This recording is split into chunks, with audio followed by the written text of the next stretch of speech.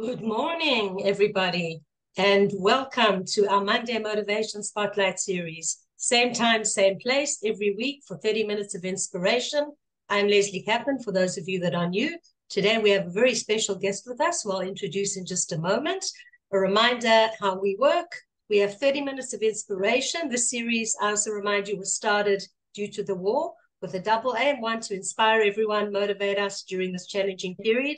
And yes, it has been a super challenging week once again for Am Yisrael, with ups and downs, very emotional, but we will get through it and we will thrive. And on the other hand, our aim was to sponsor and to give exposure to individuals, businesses, and to organizations in Israel during this challenging time. I remind you too that this series is co-hosted by ACI with the grant via the Reinhardt Family Foundation, as well as this month's sponsor and co-sponsor, J Homes Jerusalem Fine Realty. We're in a new month this month, and of course the end of the year, and we have a new sponsor for the month. So thank you to J Homes. So today I'm going to be introducing our very special guest. Doesn't need much introduction, but I will still obviously give her the kavod of having a great introduction, as is due to her. I would like to welcome our guest today, who is Sherri Mandell, who I'm going to actually spotlight while I'm introducing her. Sherri Mandell, who is very well known. She is an author. She is the co-founder and co-director of the Koby Mandell Foundation. She's also a certified pastoral counselor, and she's written numerous books. One of them that you may most know was The Blessing of a Broken Heart, which was translated into different languages and adapted into a screenplay, a stage play, and she also won an award, a National Jewish Award for her book. She's also written many other books on resilience and others. You can go into Amazon and see the list of her, all the different books, including a children's book I see you authored as well, Sherri. So Sherri, without further ado, we'd love to introduce you and welcome you to our show. Thank you so much for giving up. I know you're a very busy person, and for giving up your time to be with us and to inspiring us all here today and motivating us. And Sherri's going to share with us about her personal story, as well as points on resilience, which we can all learn from and which can definitely assist us during this challenging period. Sherri, good morning. Take it away. Okay. Thank you, Lesley.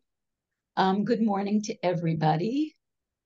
Yeah, I'm supposed to try to motivate you all and inspire. And of course, it's really hard right now. I feel like, in a way, instead of inspiration, we need stamina, just the ability to keep going. And really what I want to talk about is resilience. But I'll tell you a little bit about my story. And then I want to give you some pointers about things that I have learned, I think will help us to, I don't know what the word is, to ride through this war. I don't think to struggle with this terrible war, and with the hostages and with people being displaced. So just in case there are those of you who don't know my story, my family's story, my son Koby was murdered 23 years ago in Goa. He was with his friend Yosef Ishran. They were 13 and 14. They went hiking in the Wadi, and they cut school. It was May 8th, and they just didn't come home. There were people looking all night, and they were beaten to death with rocks by Palestinian terrorists. So one thing that's happened for me personally during this, the October 9th and during the war, is that I feel like I knew the cruelty of Palestinian terror. And somehow I think the country woke up to the cruelty, because it was undeniable. So I'm going to talk about the role of kindness, because the cruelty, like Koby and Yosef were murdered in a very cruel way, and also the people in this war, in the South, in Otef Aza, were murdered, massacred. And part of my theme is that we can take cruelty and turn it into kindness. And not only that, that the Jewish people, like we have Gevurah, right? Gevurah is like being heroes, Giborim. We are Giborim, right? We have a strong army, thank God. But we have, Golda Meir said we had a secret weapon that we had no place else to go. I don't think that's really the only secret weapon. I think the secret weapon is our kindness and our ability to take care of each other. And actually, that's what you see going on in the country today in, in such a powerful way that it's so that's kind of a preview of where I'm going in this talk. But I want to talk to you about resilience because resilience is a real buzzword now. And I think people don't understand really what it is because resilience, the word actually in Latin, it's risalire, to jump back, to go back to who you were. And actually, that's really not enough when you're faced with trauma. Because, for example, I was not big enough to carry such a horrible tragedy. And the only way that I could carry that tragedy was that we received so much kindness and love from people and from the community. So that resilience isn't going back to who you were. It's becoming greater. And we can see that right now. I know I have so many friends who are going out picking fruit and, packing things, and the whole country is mobilized in this way of going out of oneself and doing what you might not normally do. So resilience is the ability to expand and become greater actually than you were meant to be. So in my book, this is my book, Resilience, and actually you can get it in Jerusalem at Koren. It's Koren publisher. So you can just go online and order it, and they send it to you. You don't have to pay for mailing, I don't think. So I picked steps of resilience of like my process. And after Koby was killed, we saw with our own children, Koby was the oldest, he was only 13. Our other kids had nowhere to turn, right? They were so young, they were 11 and 10 and 6, that they didn't want to go to psychologists. When they went to a psychologist, it didn't always help. And their friends were not equipped to handle taking care of a child whose beloved brother had been murdered. So we got the idea to do a camp for bereaved children. And we started that camp in 2002, a year after Koby was killed. And we've been running that camp ever since. I think it's 22 years. And we see that these children are broken, right? Most of them are orphans. But when you give them enough love and the ability to tell their story, then the story can be transformed. Because a lot of kids carry trauma as a secret. And if you carry a secret of trauma, it can really destroy you. But I also want to emphasize that we are in trauma now as a country, right? But that doesn't mean that everybody's going to get PTSD, right? We should save PTSD, not save it, but we don't have to claim it unless we are fighting or we're specifically touched or we see the horrors. For those of us who are, I don't want to use the word onlookers because it's more than onlookers. We're very woven in, and I imagine you, like me, know somebody who has been killed in this war. But the point is not to take on PTSD for ourselves, but really to think about post-traumatic growth. And at the same time, we have to go on, those of us who are not fighting. And I think that one of the most important things we can do is to keep going on with our routines, because those routines become affirmations of life. They become a way of saying, we're not going to give into the psychological warfare of Hamas, right? And the pain that Hamas is causing. We are going to continue. And I know one of my friends whose sons is in the army, she said to him, what should I do?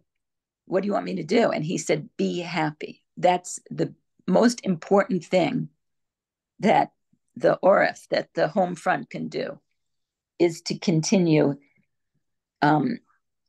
like going on and trying to make life good for ourselves and for others. Because we had chaos, kindness, and community. And now the next stage is choice.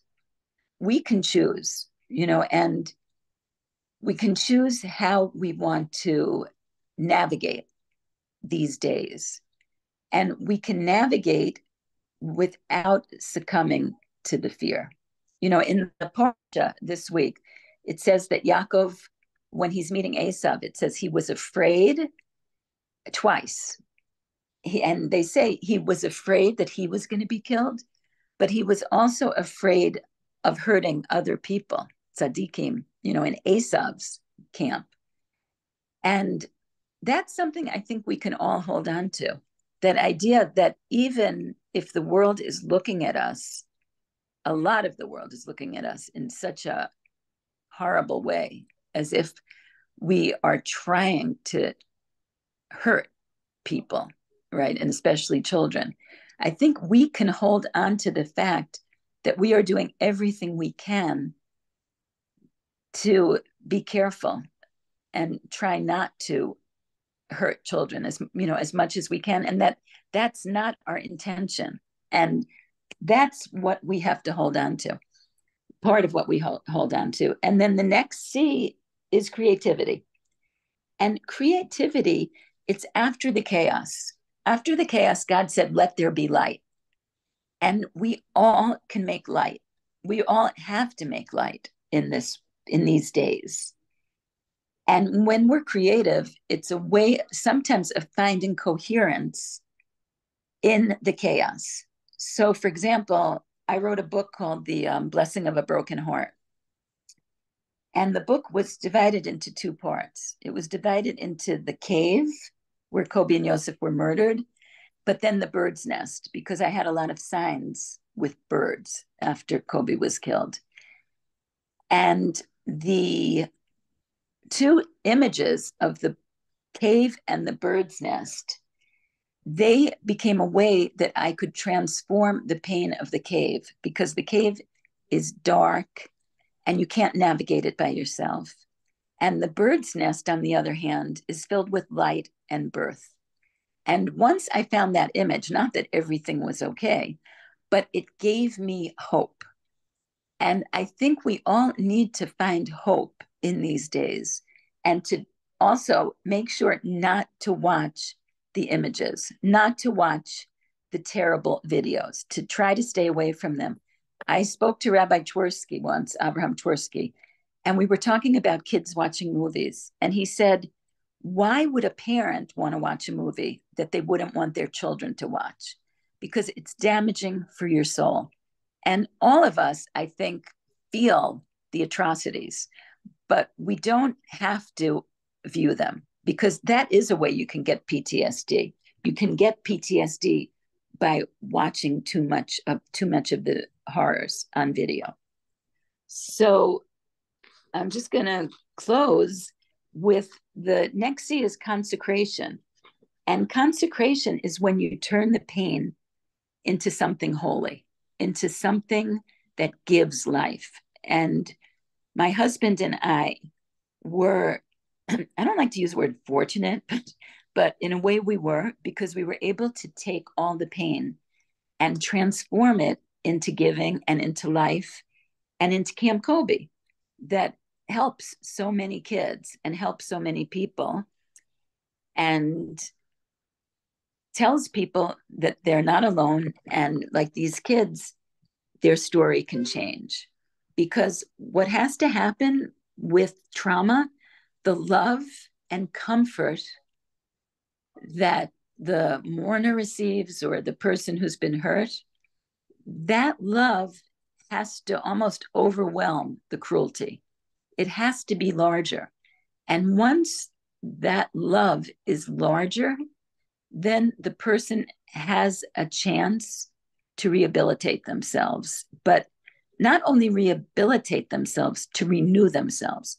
And that's really my bracha for this whole country, that we won't just be rehabilitated, but will be renewed at the end of the war in a way that we can stop the infighting and stop sinas chinam and hatred for each other, and really respect each other and listen to each other, so that the love and unity that was produced during this time will continue to increase.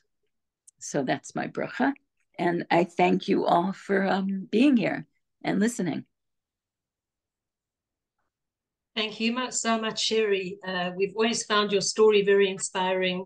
And for those of us that are, and fortunately, I hope that most of us are less familiar with Camp Koby, the fact that, you're dealing with bereaved families. I don't know if there's anyone here in the forum that, that has actively had your assistance. And it's the one organization that you say you're there to help people, but we hope that we won't need to be part of your organization in that sense.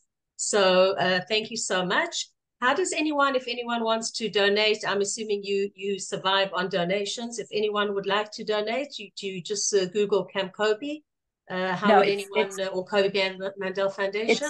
It's kobymandell.org, KOBMANDELL.org. .org. Okay, amazing. Thank you. So thank you very much, firstly, for your words of inspiration. I know it wasn't easy with you losing your internet contact in the middle, so we do appreciate it. We have Hanukkah coming up, ladies and gents. There are a few gents in the room. So firstly, I wish Am Yisrael that we should have lots of miracles, lots of Nesim during the week of Hanukkah, and that all our soldiers will stay safe, Am Yisrael will be safe, and also the return, Bezrat Hashem, of our hostages. We all know it's a challenging situation. Next week, we are meeting as usual during Hanukkah. Monday Motivation goes on unless it happens to be an actual Chag. We do meet as usual. We have a special guest too, who's Rav Zev Shandelov. For those of you who know him, he's very inspiring. He has a lot of great and important words to say and to add, and I thought he'd be a perfect guest for the week of Hanukkah. So thank you once again to Sherri. I invite you also to aid and assist her organization and to donate or to share the word with other people, as well as have a look at her books that are available and have some very important words to add, some of which you just gave us a short taste of today. And thank you to ACI and to our sponsor, J Homes. I'm Lesley Kaplan, and I look forward to seeing you next week at the Monday Motivational Spotlight during Hanukkah. So Hanukkah Sameach, stay safe, Am Yisrael Chai, and thank you once again, Sherri. We very much appreciate and welcome you being with us today. So have a great and safe day. Thank you.